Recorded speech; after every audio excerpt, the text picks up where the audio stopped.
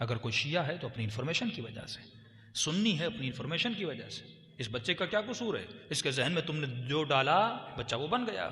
Christian کے گھر میں بچہ بڑا ہو تو کرسچن بنے گا، شیعہ کے گھر میں بڑا ہو تو شیعہ بنے گا، سنی کے گھر میں بڑا ہو تو سنی بنے گا۔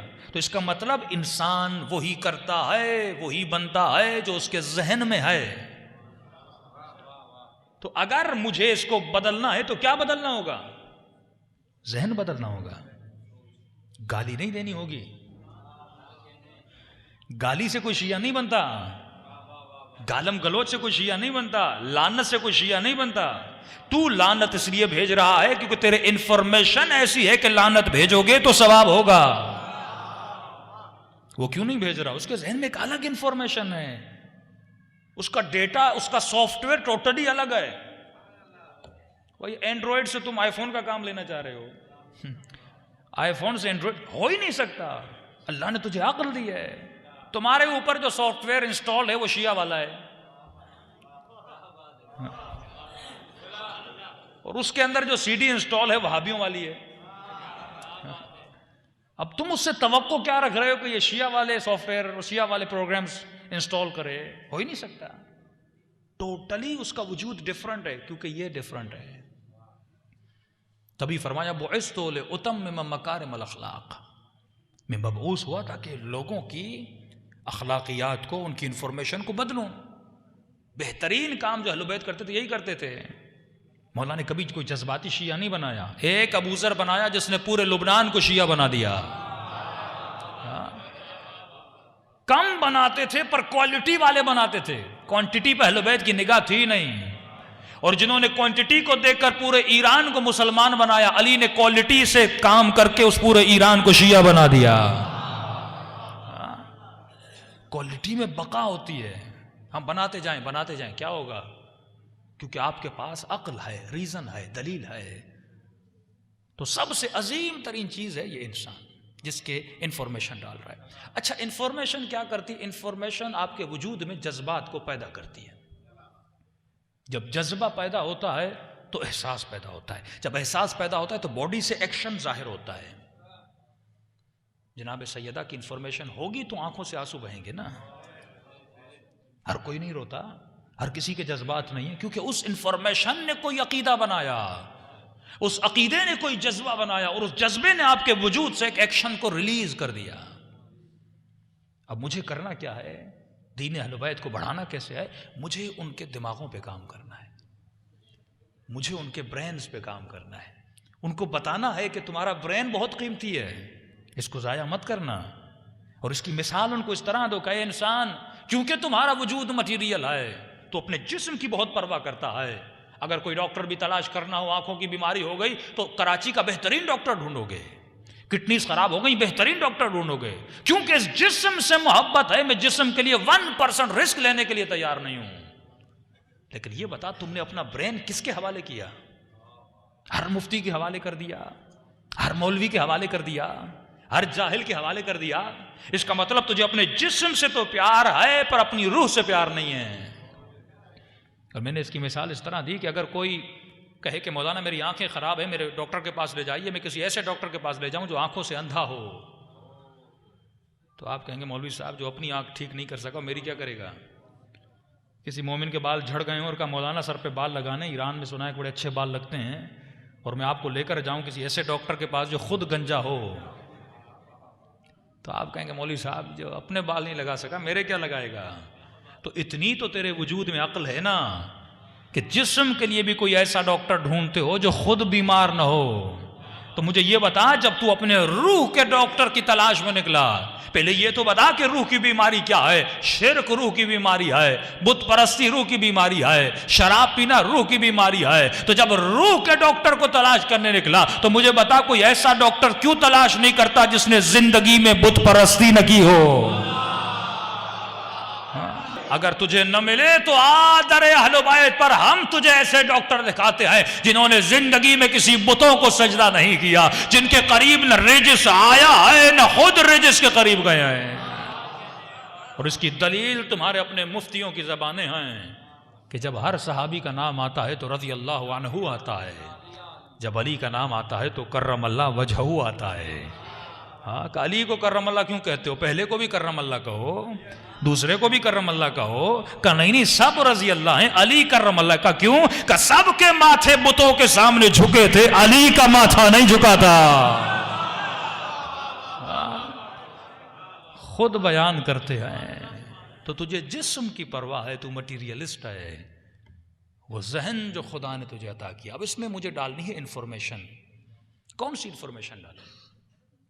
معصوم کا فرمان ہے اللہ نے تجھے 2 عقلیں دی ہیں. ایک عقل جو تو پیدا ہو کر اپنے ساتھ لے کر آیا. کوئی بچہ انٹیلیجنٹ ہے، کوئی ہوشیار ہے، ظلم سے نفرت ہے، سخاوت سے محبت ہے، ماں کی محبت، باپ کی محبت، یہ آٹومیٹیکلی تمہارے وجود میں انسٹالڈ تھیں، اللہ نے ڈال دی. لیکن ایک عقل ہے جس کے ذریعے سے اس عقل کو تو نے مضبوط کرنا ہے. مولا وہ کون سی عقل ہے؟ فرمایا وہ عقل وحی پروردگار عالم ہے. کیونکہ دنیا کے کسی بھی انسٹیٹیوٹ میں جاؤ گے، اس کی پڑھائی میں ذرہ برابر خطا کا امکان ہے، غلطی کا امکان ہے. لیکن جو علم وحی خدا ہے اس میں غلطی کا امکان نہیں ہے، کیونکہ اس نے تجھے بنایا ہے، اور وہ جو علم دیتا ہے اس میں ذرہ برابر غلطی کا امکان نہیں ہے. تو اس کا مطلب اگر مجھے پیور انفارمیشن ملے گی تو کہاں سے ملے گی؟ پروردگار عالم سے ملے گی، رسول کریم سے ملے گی. تو میں آؤں رسول کی خدمت میں، یا رسول اللہ مجھے اپنے ذہن میں پیور انفارمیشن ڈالنی ہے، تو انفارمیشن کہاں سے لاؤں؟ تو رسول خدا نے فرمایا انا مدینۃ العلم وعلی بابھا، میں کائنات کی انفارمیشن کا شہر ہوں. جیسی انفارمیشن چاہیے وہ میرے پاس ہے، اور اگر کہیں سے یہ انفارمیشن ملے گی اس در کا نام بس در علی ابن ابی طالب ہے. تو خلاصہ کلام کہ میرے عزیز اگر اس ذہن میں انفارمیشن ڈالی، اس لیے امام فرماتے ہیں ہمارے شیعہ فضولیات سے دور ہوتے ہیں، فضول چیزیں ذہن میں نہیں ڈالتے، کیونکہ جو ڈالو گے ویسا تیرا کردار بنے گا. اچھی چیزیں ڈالو گے اچھا کردار بنے گا. کچھ لوگوں کے لیے فرمایا سم بکم عمی، کچھ لوگ ایسے ہیں جو اندھے ہیں، گونگے ہیں، بہرے ہیں. معصوم سے کسی نے کہا مولا یہ دیکھ تو رہے ہیں خدا اندھا کیوں کہہ رہا ہے؟ یہ بول تو رہے ہیں خدا گونگا کیوں کہہ رہا ہے؟ یہ سن تو رہے ہیں خدا بہرا کیوں کہہ رہا ہے؟ کہ دیکھ رہے ہیں پر وہ نہیں دیکھ رہے جو خدا دکھانا چاہتا ہے. بول رہے ہیں پر وہ نہیں بول رہے جو خدا بلوانا چاہتا ہے. سن رہے ہیں پر وہ نہیں سن رہے جو خدا سنانا چاہتا ہے. تبھی فرمایا اے مومن ایک عقل وحی ہے، ایک عقل طبعی ہے، ایک تیسری عقل ہے جس کے ذریعے سے تجھے اس عقل کو مضبوط کرنا ہے. مولا وہ کون سی؟ فرمایا وہ ہے عقل سماعی. سن کر پڑھ کر اپنی عقل کو مضبوط کر. کیا سنوں؟ سن اور دیکھ کہ علی کی عقل کتنی مضبوط تھی. آپ مضبوطی کسے سمجھتے ہو؟ ہمارے منبر سے جو پہلو مولا علی کا زیادہ تر بیان کر دیا گیا وہ پہلو مٹیریلسٹ پہلو تھا. مثلا زیادہ یہ بیان کیا کہ مولا نے خیبر کو فتح کیا، مولا نے خندق کو فتح کیا، مولا نے مرحب کو بچھاڑا، مولا نے انتر کو بچھاڑا. لیکن پہلے امام کے بعد جتنے دوسرے امام ہیں یہ پہلو ان کی زندگی میں آپ کو بہت کم نظر آتا ہے، بلکہ نظر ہی نہیں آتا. وہ پہلو ہی دوسرا ہے. کیوں؟ کیونکہ عرب کا معاشرہ مٹیریل معاشرہ تھا. جب وہ شعر و شاعری کرنے لگے تو خدا نے مقابلے میں قرآن بھیجا. اور عرب ناز کرتے تھے اپنے بہادروں پر، عرب جسموں پر ناز کرتے تھے کہ عمرو بن عبدوت ہے، اونٹنی کا بچہ اٹھا لیتا ہے، ایک دن میں بکرا کھا لیتا ہے، ایک تن ہزاروں کے مقابلے میں چلا جاتا ہے. تو خدا نے عرب کی شاعری کے مقابلے میں قرآن کو بھیجا اور ان کی بہادری کے مقابلے میں حیدر کرار کو بھیجا. مجبوری تھی کیونکہ عرب کا معاشرہ ایسا تھا.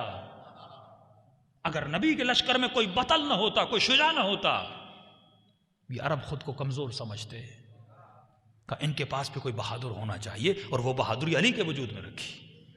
لیکن یہی بہادری نبھا کر جب علی رسول کے پاس آتے ہیں اور بدن سے خون بہ رہا ہوتا ہے، رسول فرماتے ہیں علی تو جہاد اصغر کر کے آیا، جہاد اکبر باقی ہے. مطلب یہ چھوٹی بہادری ہے، بڑی بہادری ابھی باقی ہے. جسموں پر ناز کرنے والے دنیا والے ہوتے ہیں کہ آج کوئی کہے میں نے 200 کلو کا وزن اٹھا لیا، کوئی کہے کہ میرے پاس اتنی طاقت ہے میں 10 لوگوں کو بچھاڑ لوں. یہ بہادری اہل بیت کے لیے بہادری نہیں ہے. کہ اصل بہادری علی ابن ابی طالب کی کیا ہے کہ ہاتھ میں تلوار ہے، اس کے سینے پر سوار ہے، اور جب اس نے لعب دہن علی کے چہرے پر پھینکا، علی اس غصے کو کنٹرول کر کے بتا رہے ہیں کہ اصل میں بہادری یہ ہوتی ہے کہ ہے کوئی عرب کا ایسا بہادر جس کے چہرے پہ کوئی تھوک ڈالے اور وہ چہل قدمی کر کے رک جائے. بہادری تلوار اٹھانا نہیں ہے، بہادری یہ ہے کہ تلوار اٹھا سکو پر نیام میں رکھ لو. یہ بہادری نہیں کہ علی کے گھر پہ حملہ ہوا علی تلوار اٹھائیں، کیا ہوتا، مار دیتے، بچھاڑ دیتے. یہ تو ہم بھی کریں گے، ہمارے گھر پر بھی حملہ ہو، یہ ریئیکشن تو ایک عام ریئیکشن ہے. میرے بیٹے کو کوئی مارے، میری بہن کو کوئی مارے، میری بیوی کو کوئی مارے، یہ تو عام ریئیکشن ہے. یہ تو ہر عام انسان بھی کر سکتا ہے کہ اگر اس کے گھر پہ حملہ ہو اور وہ غصے میں آئے. اپنا غصے کو پھینکنا ہر انسان کے بس میں ہے، لیکن اس غصے کو کنٹرول کرنا بس علی کے بس میں ہے. کہ یہ بہادری ہے. جب ہاتھوں میں رسیاں دیکھی تو یہودی نے کلمہ پڑھ لیا. کہ تو نے پہلے کلمہ کیوں نہیں پڑھا جب رسول نے اتنی تبلیغ کی، آج تو کلمہ کیوں پڑھ رہا ہے؟ کہ یہی وہ ہاتھ ہیں جن کو میں نے خیبر میں دیکھا تھا، یہی وہ ہاتھ ہیں جن کو میں نے خندق میں دیکھا تھا، یہی وہ ہاتھ ہیں جنہوں نے مرحب و انتر کو بچھاڑا تھا. آج ہی ایسے کھڑا ہے جیسے اس نے زندگی میں تلوار اٹھائی ہی نہیں ہے. کہ بس مجھے یقین ہو گیا جہاں سے اس کے صبر کا کنٹرول ہے وہیں سے اس کے غضب کا کنٹرول ہے. اصل یہ طاقت ہے جو اہل بیت تمہیں دینا چاہتے تھے. یہ وہ پاور ہے جو اہل بیت کے پاس تھا. بد دعا دیتے تو تباہ ہو جاتے وہ لوگ، لیکن اہل بیت نے بد دعا نہیں دی. اگر خدا چاہے تو کیا دنیا کے کافروں کو تباہ نہیں کر سکتا؟ لیکن وہ خدا ہی اس لیے ہے کیونکہ نہیں کرتا. اس کے وجود میں ضبط ہے. معصوم فرماتے ہیں یہی وہ تعلیم تھی جو ہم تم لوگوں کو دینا چاہتے تھے. کھاتا حیوان بھی ہے، پیتا حیوان بھی ہے. شادی کرنا کون سا کمال ہے، بچے پیدا کرنا کون سا کمال ہے؟ یہ تو ساری حیوانیت ہے. انسانیت یہ تھی. فرمایا یہاں پر حیوان، یہاں پر انسان، دونوں کی ایکٹیویٹیز میں فرق دیکھنا. حیوان کو بھوک لگتی ہے کھانا کھاتا ہے، حیوان کو شہوت پڑتی ہے نہ دائیں نہ بائیں دیکھتا، اپنی شہوت کو پورا کرتا ہے. حیوان کو غصہ آتا ہے درندگی کرتا ہے، پھاڑ دیتا ہے. لیکن انسان کو جب بھوک لگتی ہے پہلے دیکھتا ہے کہ اپنا کھا رہا ہوں یا غیر کا کھا رہا ہوں. انسان کو جب غصہ آتا ہے یہ فوراً چیرنا پھاڑنا شروع نہیں کرتا، یہ فوراً اپنا منہ کھولنا شروع نہیں کرتا. یہ پہلے سوچتا ہے کہ جس پہ غصہ کر رہا ہوں کہیں وہ ماں تو نہیں ہے، کہیں وہ باپ تو نہیں ہے.